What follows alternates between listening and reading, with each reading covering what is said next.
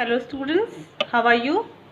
Students, today I am going to explain a poem. The name of the poem is Skylark, that is taken from your literature book and it is on the page number 52.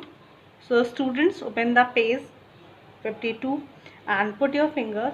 This poem was written by Christina Rossetti. The poetess describes here how the skylark is singing in the cornfield. So students, put your finger and wherever you feel the difficult words you can underline on the same time. So students, I will read the poem and then I will explain in Hindi. So put your finger, get ready for understanding. The earth was green, the sky was blue. I saw and heard one sunny morn. A skylark hung between the two, a singing speck above the corn. A stage below, in gay accord, white butterflies dance on the wing. And still the singing skylark soared and silent sang and soared to sing. The cornfield stretched a tender green to right and left beside my walks. I knew he had a nest unseen somewhere among the million stars. And as I paused to hear his song, while swift the sunny moments slide, perhaps his mate sat listening long and listened longer than I did. So students, now we will understand this poem one line by line. The earth was green, the sky was blue. The earth was green यानी कि पूरी पृथ्वी हरी भरी थी. The sky was blue, आसमान नीला था.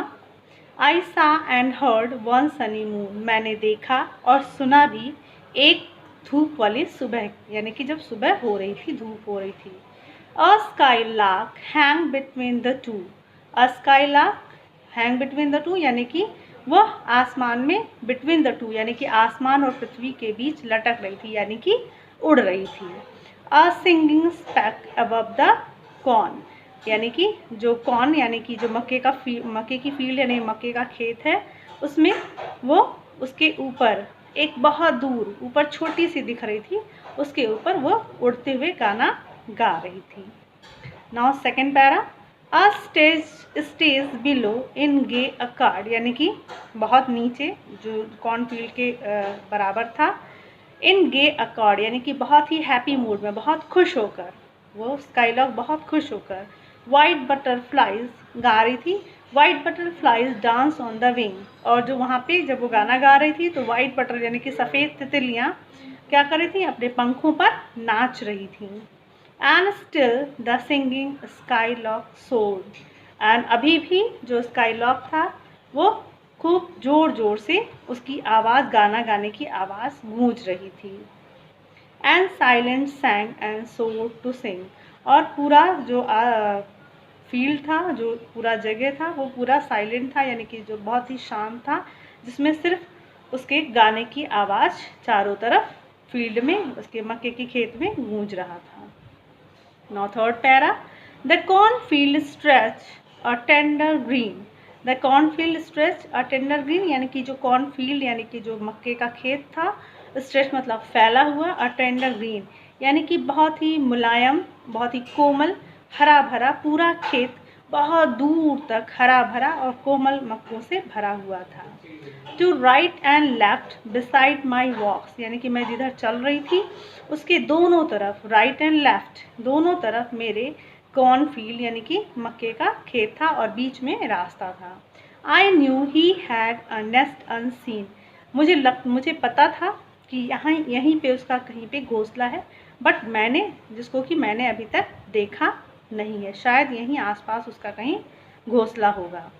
Somewhere among the million stock. Somewhere among the million stock यानी कि इन्हीं जो मिलियन स्टॉक यानी कि जो मक्के के डंठल हैं, बड़े बड़े मक्के के डंठल हैं, उसके बीच में ही कहीं ना कहीं उसका घोंसला ज़रूर होगा. And as I pause to hear his song. और जैसे ही मैं रुकी उसके गाने को सुनने के लिए, वाइल मतलब गाना गाने के लिए सुनने के लिए मैं वहाँ थोड़ी देर के लिए रुकी। While Swift the Sunny moment slide, और मुझे पता ही नहीं चला कि कब सनी जो है वो सूरज ढलने के यानी कि सुबह से शाम हो गई। सनी जो सूरज था वो ढलने के कगार पे आ गया। Perhaps his mate sat listening long, और शायद उसका जो साथी था वो भी उसके गाने को बहुत देर से सुन रहा था। And listen longer than I did, और मुझे लगता है कि मुझसे भी बहुत देर से पहले जितना मैंने गाना सुना उससे भी ज़्यादा उसके साथी ने उसके गाने को सुना। I hope students, all of you understood this poem. So thank you.